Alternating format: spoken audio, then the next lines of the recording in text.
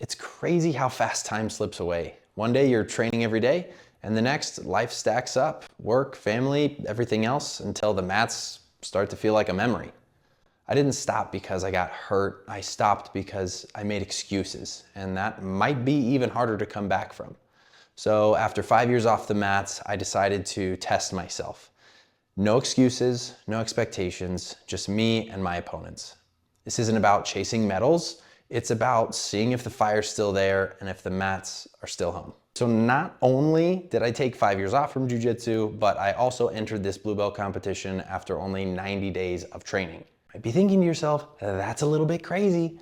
Well, it kind of felt a little bit crazy because I had so much rust to shake off. It was like I was a broken down car. It's insane. Now, I definitely have a lot to work on, but if you want to see how I place in this tournament, make sure you stick around till the end. Now, before we get into the nitty-gritty details of the training and my perspectives and breakdown of the competition matches, I just ask that you like this video and hit the subscribe button. It will help me out a ton. This channel is brand new, so thank you. Now, having said that, let's get right into it. So basically, Dan and I are just doing like a little bit of pummeling like the first 30 seconds prior to this.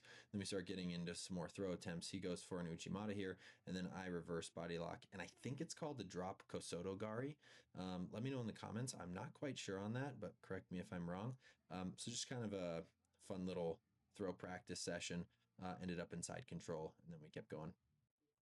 Another thing that I did a lot in preparation for the competition, especially knowing that one of the big things I want to work on is my stand-up game and trying to hit takedowns, are Uchimatas and Osotogaris. So these first couple clips, I'm really just focusing on like the reaping and the catching, trying to, learn that timing of the throw for an Uchimata. It's kind of difficult. Osotogari it just felt a little more natural. There's kind of this like hopping weirdness. But you'll see in the next clip here that I sort of get it. Here's the first match, and this is where you'll see me attempt the Osotogari. So here we go. We do a little slap bump. We start to grip the gis.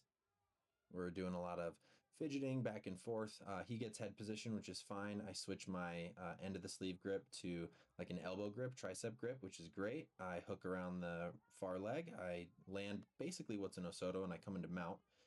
From here, my coach is just yelling me to stay on top. My coach is there in the gray, and Catherine there, also black belt with the braid. So move into mount, and my main goal is just to maintain either the mount or move to the back. Definitely on this mount position, I remember thinking to myself that I wanted to try to get like an Americana or a Kimura. So I start to go for that, and he rotates away. That's when I get the back, and what you can't see here is my left arm starts to feed in to his right side collar, and then I'm instantly just thinking bow and arrow choke. So I come up, I grab the pant leg, and I secure the bow and arrow. It's a nice quick sub, which was I was very, very grateful for.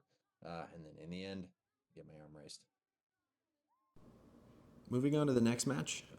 This guy was really strong. He was definitely a wrestler, which I figured out kind of quickly. I went for a few foot sweeps and just kind of ways to off balance him, but it was very difficult. I definitely need to be a little bit more active in my off balances.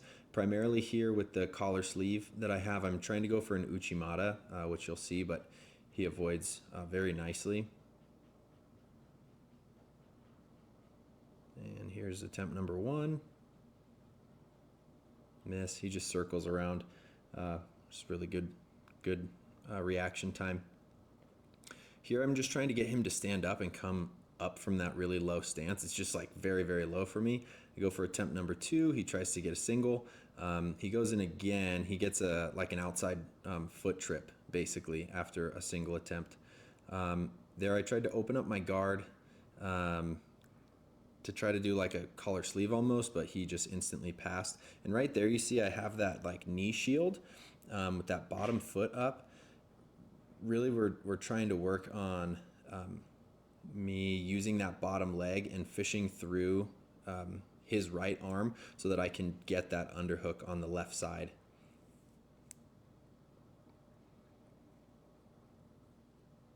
He had very good guard passing, I felt.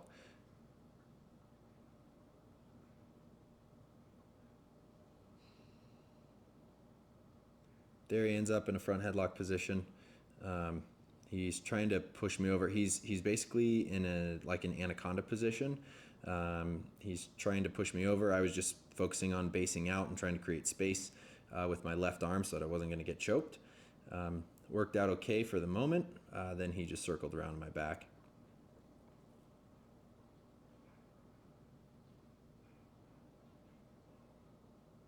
Moving through here, I was just focused on basically trying to get up. He's reaching for my right side.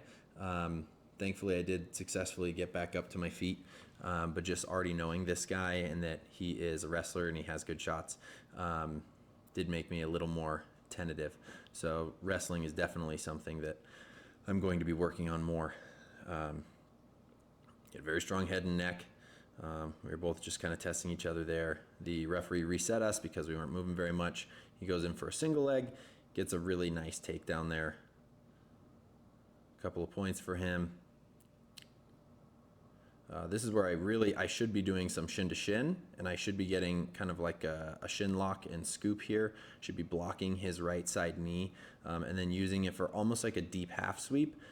This is something we've been working on since the tournament, but not something that I even considered during this match. Again, he's going for like head and arm, comes back up to turtle. He just has very good control overall with my extremities and like kind of keeping me bundled up. It was very, very difficult for me to turn because he had really good top pressure here also. Now by this point, we were just running short on time.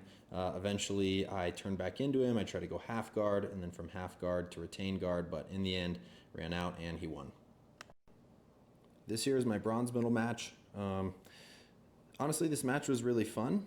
By this point, I was feeling really tired. I was actually sick during this competition. This guy went for definitely several different throws here. I'm trying to reverse this position from like an uchi style to a sotogari. The problem is my left side hand there did not have control over his right arm. So you'll see he has a super deep underhook. I'm just holding on to his head and arm for dear life at that point, but you see there, he slips it out. He comes up to mount. He gets, I think it's 3 points.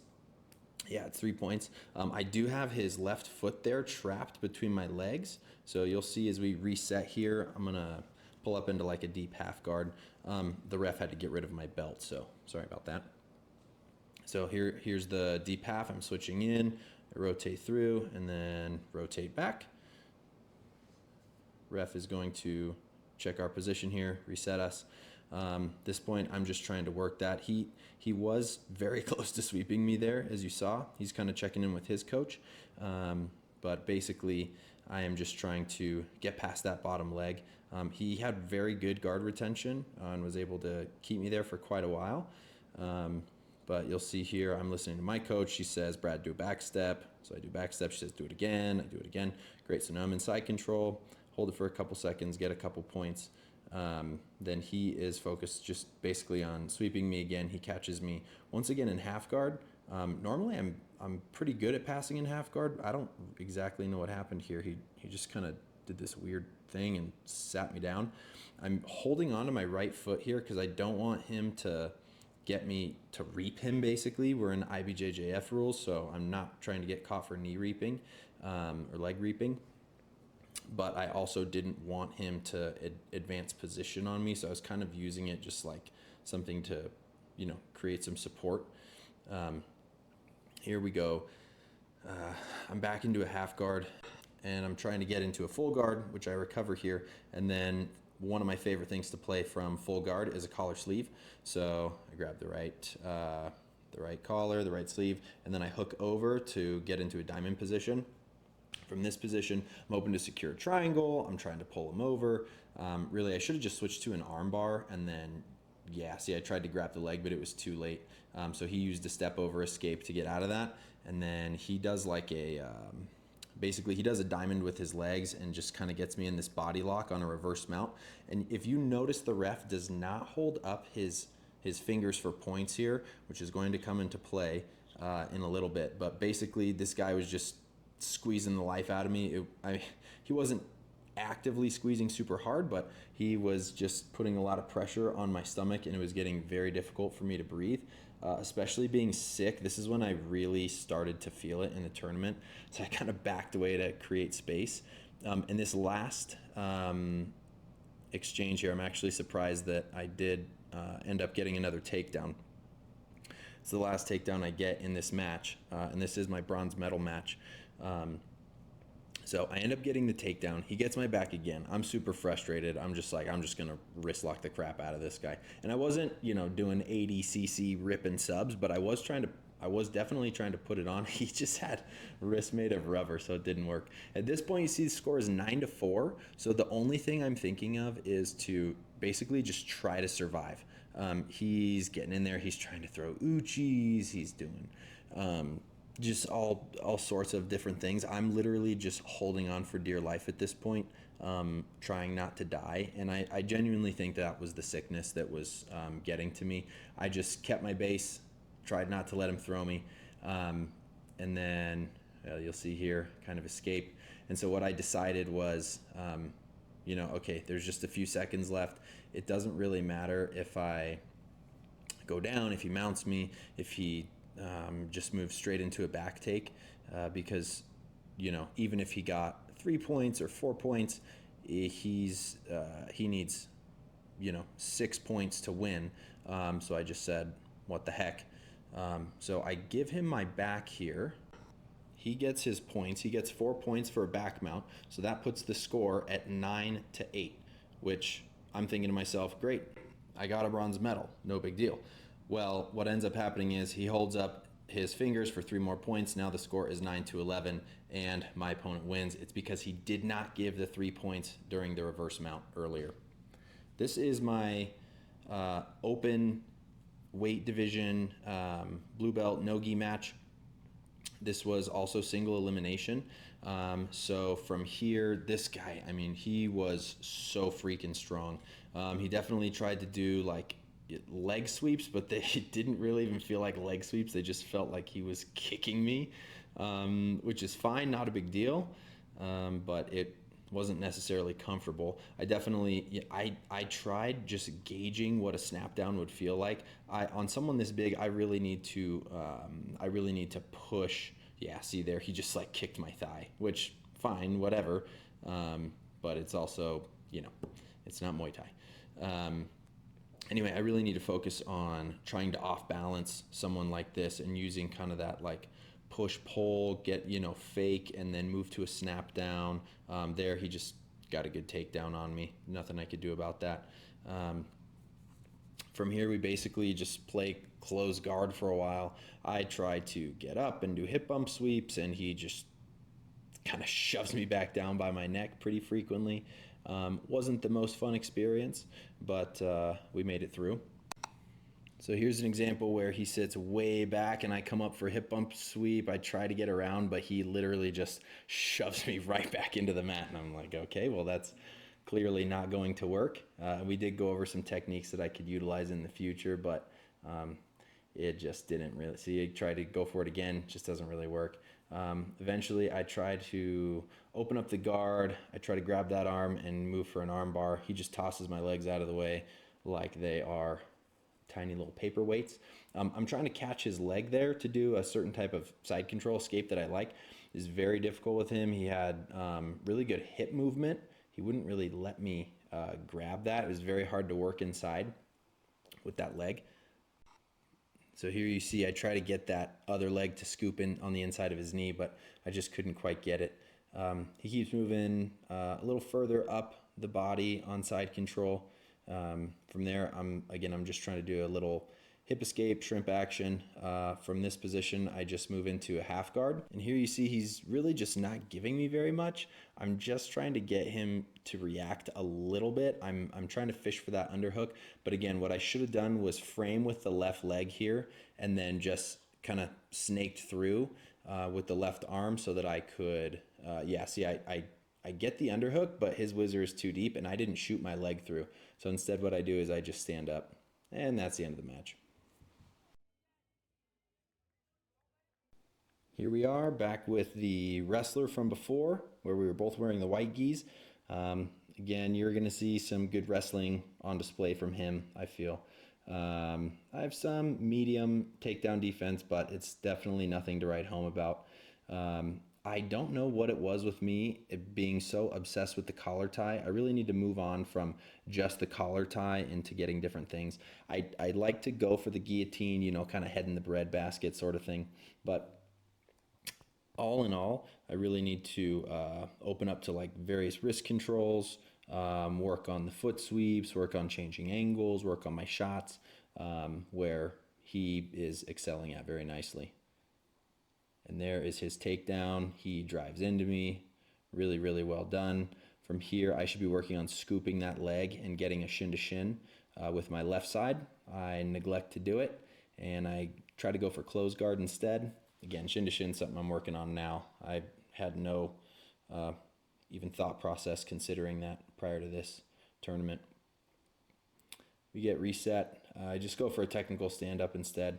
Actually, it's funny. I saw a sweep involving a technical stand-up recently. And see, he's got this over tie again. Go for the headlock. Again, he's very strong. He pulls away. He pulls away on my whizzer attempt to get some control. He goes for a blast double. I stuff it a little bit. We're pretty far out of bounds, so the ref stops us. And I want you to just pay attention here because there's something that's weird that kind of happens, which watch this this attempt at a foot sweep. There's nothing there. I had no other setup. There was no walking. There was no running. So that's something that I really have to work on. I did get kind of a whizzer there. I was trying to, yep, there we go for that guillotine, but I should not have sat back like that. Again, should have caught a shin to shin there. Should have stopped that knee.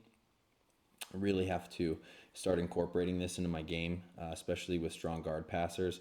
And now from this point, I'm basically getting crushed between his hamstring and his calf. I am trying to defend this Kimura like my life depends on it. My coach is watching from the sideline, giving me some instruction. I just simply could not hear because my face was getting crushed. But in the end, he rips my left arm away from my right arm, which I was hoping wouldn't happen, and I give him the tap. Congrats to him, and overall, it was a super fun competition. Now, as promised, I got third place in the no-gi contest because my final opponent that would have been the bronze medal match got injured, and that's how I got my medal, which is kind of a bummer, but it is what it is. Well, today is October 29th, first day back after the competition, doing a little rolling, a little jits, and it was pretty fun. Just have to keep getting out there. One thing I think for me mentally is very difficult to like have trained for so long and then taken such a long break, and then like try to get back into it with the same expectation that I'm as good as I used to be, and I'm just not. So it's just all about the process really, and trying to get better every time I step on the mat, trying to learn new things, being okay with failure. And today one of my buddies just made a comment that like he could feel me pausing during the rolls, and that's just because I'm trying to experiment a little bit more, trying to take some more risks, kind of just expand my not necessarily my mindset, but expand my like breadth of thinking about possible moves in jiu-jitsu. And obviously some things are going to work better than others, but it's nice to just experiment and see what works and what doesn't work. So I'm going to keep working on that and kind of see where it gets me. Tonight I was working with Peruvian neckties and anaconda chokes, but then also, working from the bottom, trying to defend half guard passing and things like that. Stuff that I, didn't do as well as I thought I should have in the competition. And then the other thing I need to practice is my sotogaris and how I need to position my body after I get a takedown. So, there's a lot of good stuff that I thought I did in the competition and a ton of bad stuff. So I'm just going to keep working on it and just be okay with my mistakes and just try to learn and grow. So that's it for this week. I think I'll probably do some drilling, see if my wife wants to drill a little bit. or maybe a buddy. See if I can get some more judo practice in and see where that gets me. So should be fun. Well, it is Sunday today. Unfortunately, yesterday didn't get any jujitsu in, didn't get any on Friday, but I am going tomorrow. So that'll be the start of the next vlog, essentially. Tonight, I'm going to try to see if I can clean this garage or what. Hopefully this video comes up soon. We'll see how it goes. I'm just going to keep vlogging, keep seeing where my jiu-jitsu journey takes me. I am going to start working a little bit more on the solo drills, so I'll be recording some more of those. That should be pretty good. And then I'll probably do some workouts in the gym as well. Should be kind of interesting. Oh, and I got a little dash thing so that I can put my phone on it. So I don't have to hold my phone while I'm driving, because that seems sketchy. So, peace.